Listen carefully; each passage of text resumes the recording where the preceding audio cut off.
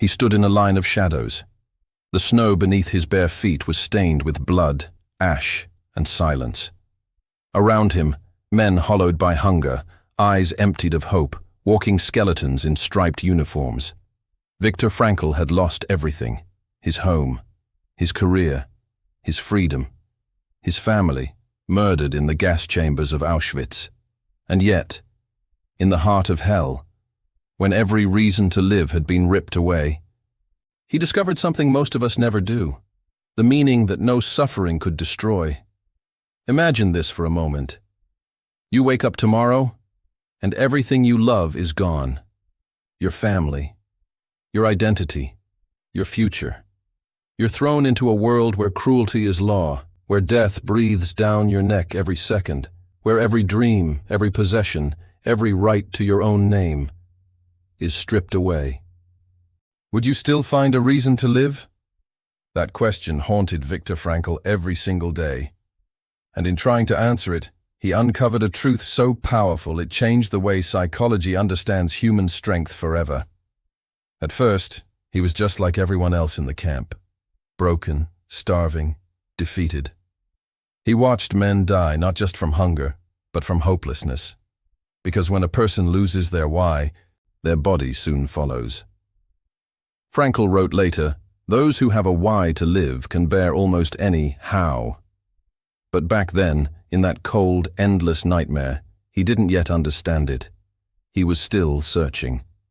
Until one night, as he stared through the barbed wire fence into a sky burning with gray smoke, he had a realization that would change everything. They could take his clothes, his food, his freedom, but they could never take his choice to find meaning.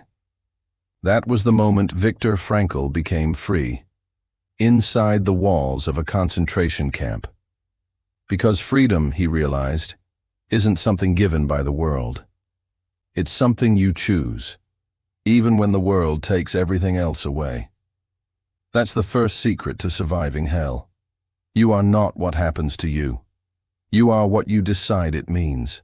Every morning, prisoners were beaten awake, forced to march barefoot through snow to work in frozen fields. Frankl watched as men collapsed and never stood again. But he also watched a few, the rare few, who somehow managed to lift their heads, to share their last piece of bread, to whisper words of hope when none made sense. They suffered the same pain, yet they lived differently. And that difference, Frankl realized, wasn't strength or luck. It was meaning. He began observing himself like a scientist of the soul. When the guards cursed him, he told himself, "They can control my body, but not my mind." When hunger tore at his stomach, he imagined his wife's face, the warmth of her smile, the softness of her voice. He realized that love could reach beyond death, that the human spirit could transcend even the walls of Auschwitz. He wrote later, "Everything can be taken from a man but one thing, the last of the human freedoms, to choose one's attitude in any given set of circumstances, to choose one's own way." That became his weapon, not against the guards, but against despair. He began helping others see it too. When a prisoner wanted to give up, Frankl would ask, "Who's waiting for you? What work still needs your hands?" And in that moment, the dying man would find a spark, a reason to endure one more day. That spark was everything. It was the difference between a man collapsing into the mud and a man lifting his head, whispering to himself, "I must survive. I still have meaning left to live for." But here's what makes his story universal. You don't need a concentration camp to lose meaning. You can lose it in an office, in a routine, in heartbreak, in loneliness. You can wake up every day feeling like you're breathing but not living. And when meaning fades, even comfort feels empty. But when meaning returns, even suffering becomes sacred. That's the paradox Frankl discovered in hell. The human soul doesn't break from pain. It breaks from meaninglessness. He began seeing pain as a raw material, something that could be transformed into purpose. Suffering, he said, was not the enemy. It was a question. What will you do with this? Who will you become because of it? When he asked himself those questions, he found a power deeper than happiness, a peace that no cruelty could touch.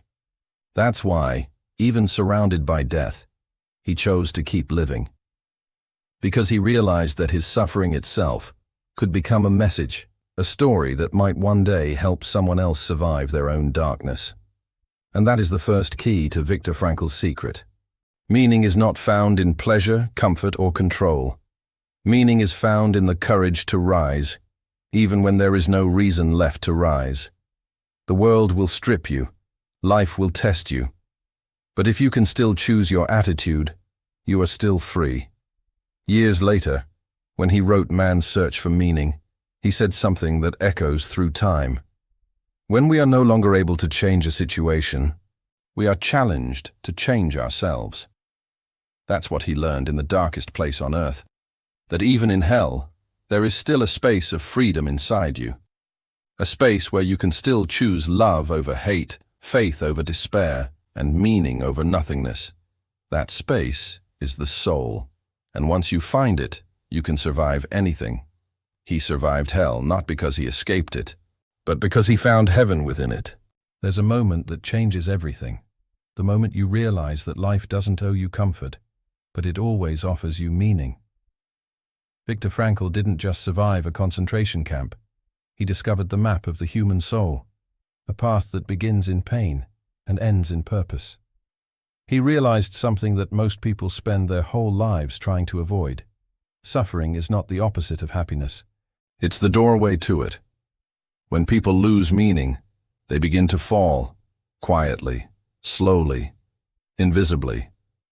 You can see it in the eyes of someone who's given up on their dreams, in the silence of someone who feels their life no longer matters, in the man who has everything yet feels nothing. Frankl saw both kinds of people, those who had lost everything, and those who had lost meaning. And he discovered that losing meaning was worse, because meaning gives life its weight. It gives pain its purpose. It gives suffering a shape. Without it, even pleasure feels hollow. With it, even suffering feels sacred. Frankl wrote, "Life is never made unbearable by circumstances, but only by lack of meaning and purpose." Let that sink in. He had seen men beaten, starved, and stripped of their humanity. Yet he said their despair came not from the pain itself, but from the belief that the pain meant nothing. Meaning, he realized, is not something we find out there. It's something we create, moment by moment, choice by choice, breath by breath. Imagine this.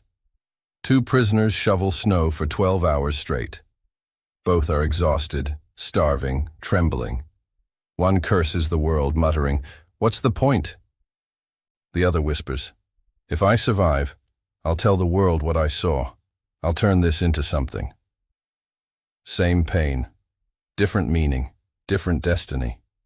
That's the invisible power of meaning. It doesn't erase suffering, but it transforms it. Frankl believed that even in the worst situations, we have the freedom to shape what pain means. He called this the tragic triad. The 3 unavoidable realities of life: pain, guilt, and death. But he also said that within each of these lies a hidden gift. Pain gives us a chance to grow. Guilt gives us a chance to change. Death gives us a chance to live more deeply. Life's tragedies, he said, are not walls. They are mirrors. They show us who we are when everything else is gone. Here's where his message becomes personal. Maybe you've been through your own quiet war, a heartbreak, a loss, a failure that felt like the end. And maybe you asked yourself that haunting question, why me? Frankl's answer would be, because you can turn this into something meaningful. He believed that every person is being asked a question by life, and the answer is not in what we say, but in how we live.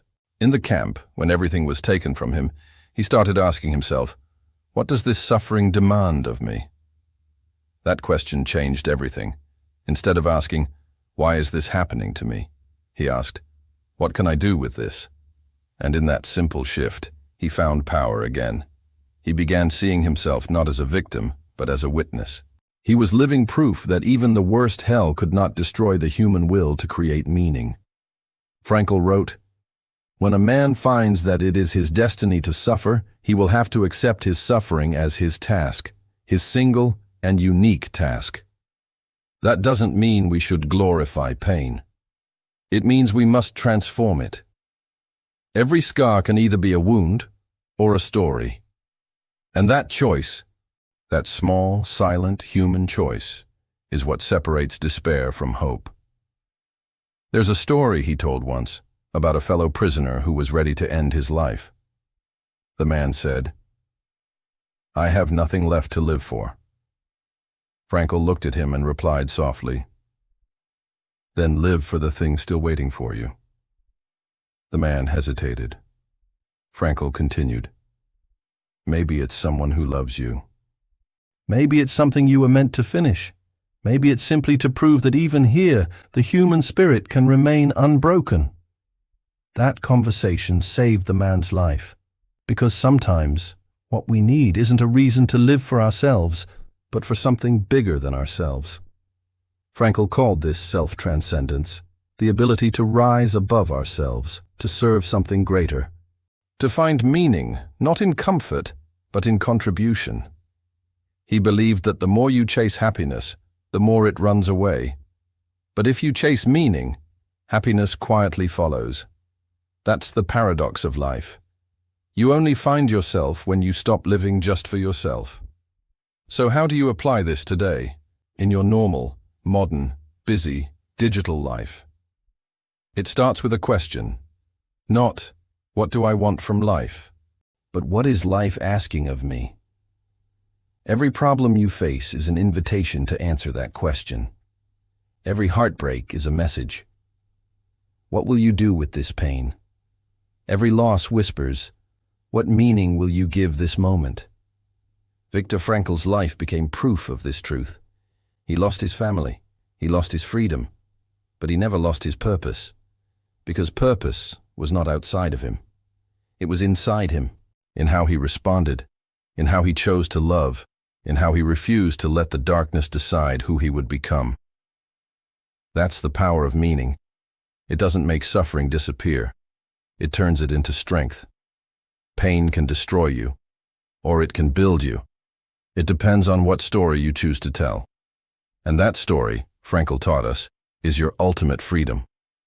He walked through hell and came out shining because he learned that even the darkest night can become the birth of purpose. There are two kinds of freedom in this world. The first is external, the freedom to move, to speak, to act. The second is internal, the freedom to choose who you are, no matter what happens to you. And when Viktor Frankl lost the first, he discovered the second, the only freedom no one can ever take. Picture this. A man standing in line, trembling, a Nazi guard pointing to the left or the right. Life or death decided in seconds. That man was Frankl. And in that moment, when he had nothing, no power, no control, no safety, he realized he still had one thing, the power to choose his response. That realization became the foundation of everything he later taught. He wrote, "Between stimulus and response, there is a space. In that space is our power to choose our response. In our response lies our growth and our freedom." That space, that invisible gap between what happens to you and how you react, is where your soul lives. It's where you decide whether pain will make you bitter or wise, whether loss will harden you or open you, whether injustice will turn you into the thing you hate or awaken the strength you never knew you had. In the camp, Frankl saw how that choice separated life from death, not physically, but spiritually. Some men became cruel, stealing from others to survive. Some gave up, collapsing into despair, and yet others, the rare few, shared their last piece of bread. He realized something extraordinary. Even in hell, people could still choose goodness. And if that was true, then no circumstance, no system, no suffering could ever truly enslave the human spirit. Frankl began calling this the last of human freedoms. It was not the freedom of the body, it was the freedom of the soul. When a guard shouted, he remained calm. When someone insulted him, he reminded himself, "They can't touch my mind unless I let them." When darkness fell, he looked at the stars and thought, "They cannot take this from me." That inner defiance, silent, invisible, unbreakable, was his rebellion against despair. He wrote later, "Forces beyond your control can take away everything you possess except one thing, your freedom to choose how you will respond to the situation." That's not philosophy, that's power. Because in that choice lies your dignity, your humanity, your strength. Think about it. Every day you face your own miniature versions of this truth.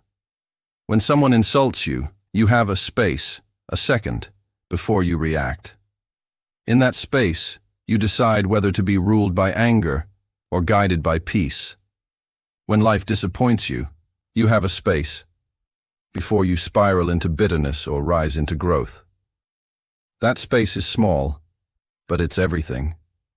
Because that's where your freedom lives. Frankl realized that humans are not driven by instinct like animals, nor by programming like machines. We are driven by meaning and guided by choice. He said, "Man is capable of changing the world for the better if possible, and of changing himself for the better if necessary." That's the essence of spiritual freedom. You can't always change the situation, but you can always change yourself within it. And when you do, the world around you begins to shift. There's a story he shared once, a prisoner in the camp who, despite his suffering, smiled every morning. When others asked how, he said, "I can't control what happens to me, but I can control whether I let it poison my heart." That's freedom. Not the kind written in laws, but the kind carved into the human soul.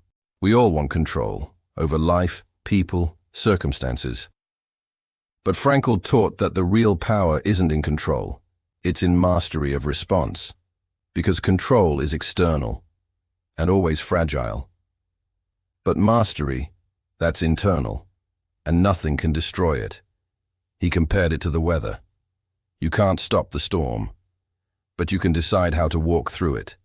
You can curse the rain or learn to dance in it. That's not naive optimism. That's radical responsibility. Frankl's idea is not comfortable. It's revolutionary. It says, you may be hurt, but you are not helpless. You may be broken, but you are not finished. You may lose everything, but you still have the power to choose. That single choice, to act with dignity, to hold on to meaning, to stay human in inhuman conditions, is what makes you truly free. He once told a student, "Freedom is in danger of degenerating into mere arbitrariness unless it is lived in terms of responsibility." That means freedom isn't doing whatever you want. It's choosing what's right, even when it hurts. It's when you say, "I will not become my pain. I will not let hate define me. I will not give away the last piece of my humanity." That's freedom. The kind you can carry anywhere, even into hell. And maybe that's the secret that modern life keeps missing. We chase control. We want the perfect job, the perfect relationship, the perfect image. But the truth, all of that can vanish in a moment. What remains is the self that chooses, the quiet, untouchable freedom inside.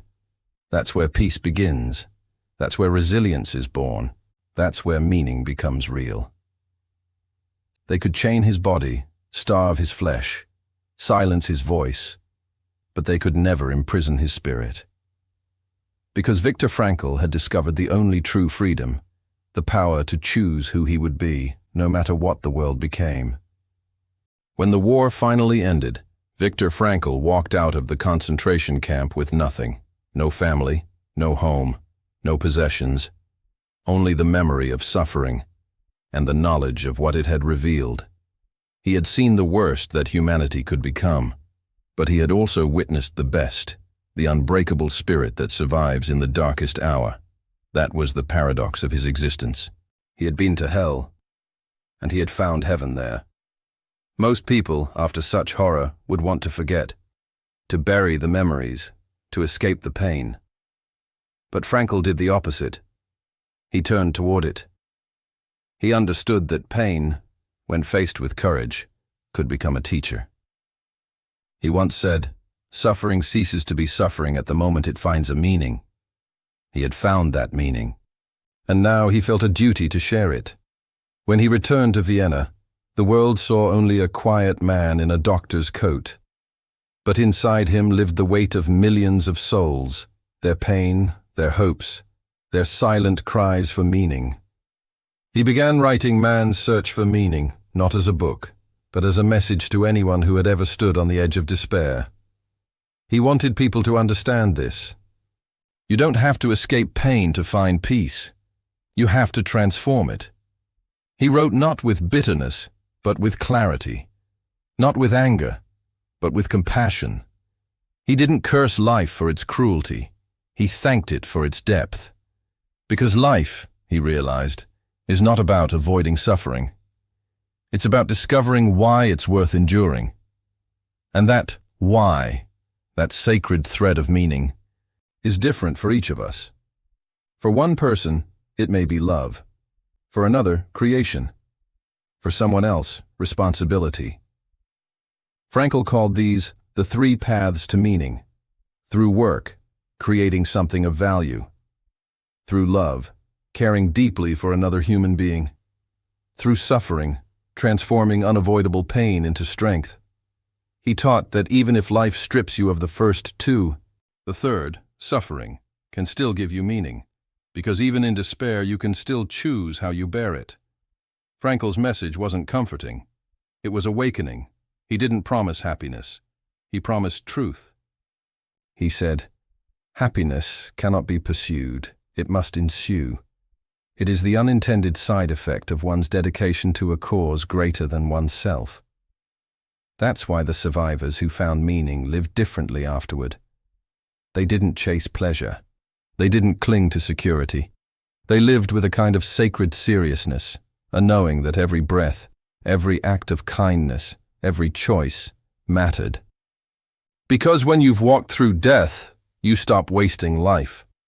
Frankl's lectures soon became a beacon for the broken, soldiers, widows, orphans, people scarred by loss. They came to hear a man who had faced the worst and still believed in the good. He didn't tell them to forget their pain. He told them to give it meaning, to ask, "What is life asking of me right now? What can I do with what has happened? How can I turn this wound into something that helps others heal?" And in those questions, people began to find light again. Frankl's philosophy became known as logotherapy. Logos, meaning meaning in Greek. It was a therapy not of pleasure or power, but of purpose. He believed that every person, no matter how broken, has the capacity to find meaning in their suffering. And that meaning, once found, could lift them out of despair, stronger than before. He didn't speak as a philosopher in a quiet room. He spoke as a man who had walked through the fire and lived to tell others that life, even in ashes, is still sacred. One of his most powerful ideas was this: what is to give light must endure burning. To shine, you must be willing to face the flame. To awaken, you must pass through the darkness. Frankl wasn't glorifying pain. He was revealing its secret alchemy. Pain, when met with purpose, becomes transformation. You can see this truth everywhere. In the mother who loses her child and turns grief into a foundation to help others. In the man who overcomes addiction and dedicates his life to guiding others to freedom. In the broken who become healers. Pain becomes power when it serves something greater than itself.